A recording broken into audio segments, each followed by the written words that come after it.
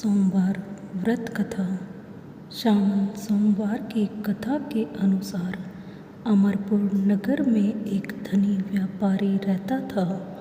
दूर दूर तक उसका व्यापार फैला हुआ था। नगर में उस व्यापारी का सभी लोग मान सम्मान करते थे। इतना सब कुछ होने पर भी वह व्यापारी अंतर्मन से बहुत दुखी था, क्योंकि उस व्यापारी का कोई पुत्र नहीं था।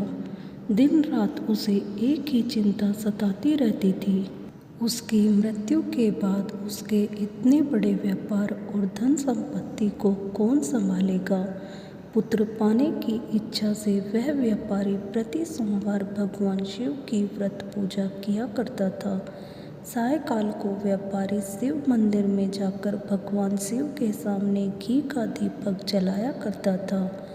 उस व्यापारी की भक्ति देखकर एक दिन पार्वती ने भगवान शिव से कहा, हे प्राणनाथ, यह व्यापारी आपका सच्चा भक्त है। कितने दिनों से यह सोमवार का व्रत और पूजा नियमित कर रहा है। भगवान आप इस व्यापारी की मनोकामना अवश्य पूर्ण करें। भगवान शिव ने मुस्कुराते हुए कहा, हे पार्वती, इस संसार में सबको उसके कर्म के अनुसार फल की प्राप्ति होती है। प्राणी जैसा कर्म करते हैं उन्हें वैसा ही फल प्राप्त होता है। इसके बावजूद पार्वती जी नहीं मानी। उन्होंने आग्रह करते हुए कहा, नहीं प्राणनाथ, आपको इस व्यापारी की इच्छा पूरी करनी ही पड़ेगी। यह आपका अनन्य भक्त है। प्रति सोमवार आपका विधिवत व्रत रखता है और पूजा अर्चना के बाद आपको भोग लगाकर एक समय भोजन ग्रहण करता है। आपको इसे पुत्र प्राप्ति का वरदान देना ही होगा। पार्वती का इतना आग्रह देखकर भगवान शिव ने कहा, तुम्हारे आग्रह पर मैं इस व्यापारी को पुत्र प्राप्ति का वरदान दे देता हूँ, लेकिन इसका पुत्र 16 वर्ष से अधिक जीवित नहीं रहेगा। उसी रात भगवान शिव ने स्वप्न में उस व्यापारी को दर्शन देकर उसे पुत्र प्राप्ति का वरदान दिया और उसके पुत्र के 16 वर्ष तक जीवित रहने की बात भी बताई। भगवान के वरदान से व्यापारी को खुशी तो हुई, लेकिन पुत्र की अल्पायु की चिंता ने उस खुशी को नष्ट कर दिया। व्यापारी पहले की तरह सोमवार का विधिवत व्रत करता रहा। कुछ महीने पश्चात उसके घर अति सुंदर पुत्र उत्पन्न हुआ। पुत्र जन्म से व्यापारी के घर में खुशियां भर गई। बहुत धूमधाम से पुत्र जन्म का समारोह मनाया गया। व्यापारी को पुत्र जन्म की अधिक खुशी नहीं हुई, क्योंकि उसे पुत्र की अल्पायु के रहस्य का पता था।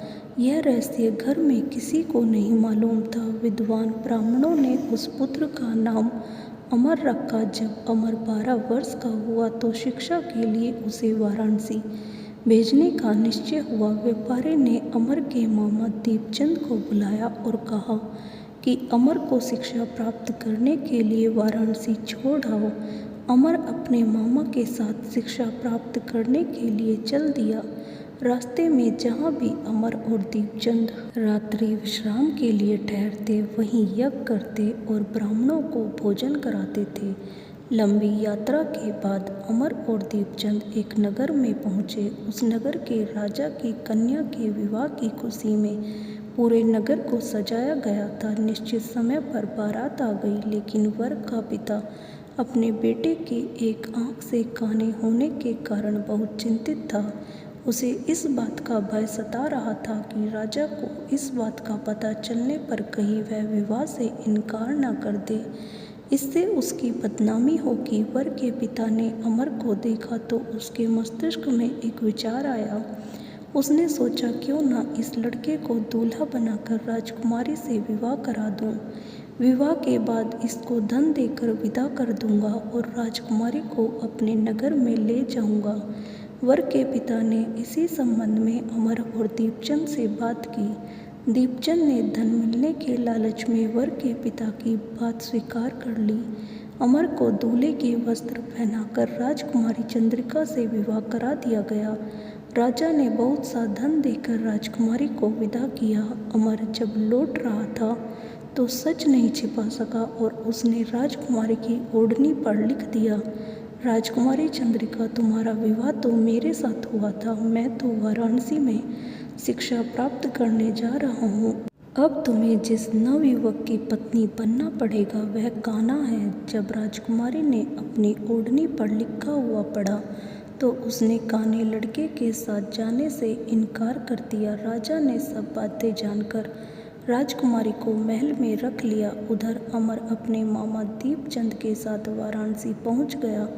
अमर ने गुरुकुल में पढ़ना शुरू कर दिया। जब अमर की आयु 16 वर्ष पूरी हुई तो उसने एक यज्ञ किया। यज्ञ की समाप्ति पर ब्राह्मणों को भोजन कराया और खूब अन्न वस्त्र दान किए। रात को अमर अपने शयन कक्ष में सो गया। शिव के वरदान के अनुसार शयन अवस्था में ही अमर के प्राण पखेरु उड़ गए। सूर्योदय पर मामा अमर को मृत देखकर रोना पीटने करने लगा। आसपास के लोग भी एकत्र होकर दुख प्रकट करने लगे। मामा के रोने विलाप करने के स्वर समीप से गुजरते हुए भगवान शिव और माता पार्वती ने भी सुने। पार्वती जी ने भगवान से कहा, प्राणनाथ, मुझसे इसके रोने के स्वर सहन नहीं हो रहे। आप इस व्यक्ति के कष्ट अवश्य दूर करें। भगवान शिव ने पार्वती जी के साथ अदृश्य रूप में समीप जाकर अमर को देखा तो पार्वती जी से बोले, पार्वती, यह तो उसी व्यापारी का पुत्र है। मैंने इसे 16 वर्ष की आयु का वरदान दिया था। इसकी आयु तो पूरी हो गई। पार्वती जी ने फिर भगवान शिव से निवेदन किया, हे प्राणनाथ, आप इस लड़के को जीवित करें, नहीं तो इसके माता पिता पुत्र की मृत्यु के कारण रो रो कर अपने प्राणों को त्याग कर देंगे। इस लड़के का पिता तो आपका परम भक्त है, वर्षों से सोमवार का व्रत करते हुए आपको भोग लगा रहा है। पार्वती के आग्रह करने पर भगवान शिव ने उस लड़के को जीवित होने का वरदान दिया और कुछ ही पल में वह जीवित होकर उठ बैठा। शिक्षा समाप्त करके अमर मामा के साथ अपने नगर की ओर चल दिया। दोनों चलते हुए उसी नगर में पहुँचे जहाँ अमर का विवाह हुआ था। उस नगर में भी अमर ने यज्ञ का आयोजन किया। समीप से गुजरते हुए नगर के राजा ने यज्ञ का आयोजन देखा। राजा ने अमर को तुरंत पहचान लिया। यज्ञ समाप्त होने पर राजा अमर और उसके मामा को महल में ले गया और कुछ दिन उन्हें महल में रखकर बहुत सा धन वस्त्र देकर राजकुमारी के साथ विदा किया। रास्ते में सुरक्षा के लिए राजा ने बहुत से सैनिकों को भी साथ भेजा।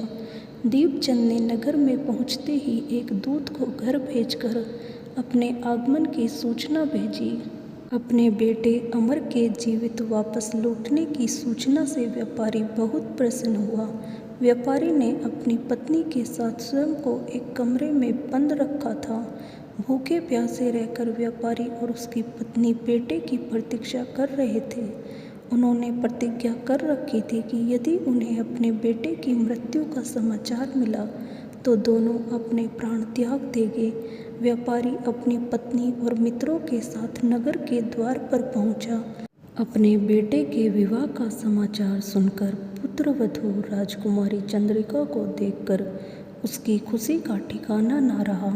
उसी रात भगवान शिव ने व्यापारी के स्वप्न में आकर कहा, हे श्रेष्ठी, मैंने तेरे सोमवार के व्रत करने और व्रत कथा सुनने से प्रसन्न होकर तेरे पुत्र को लंबी आयु प्रदान की है।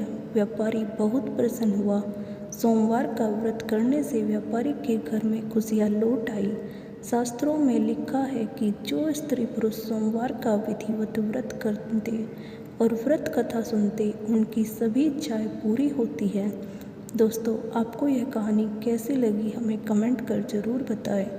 अगर आपको यह कहानी अच्छी लगी तो चैनल को लाइक और सब्सक्राइब करें। धन्यवाद। बोलो हर हर महादेव।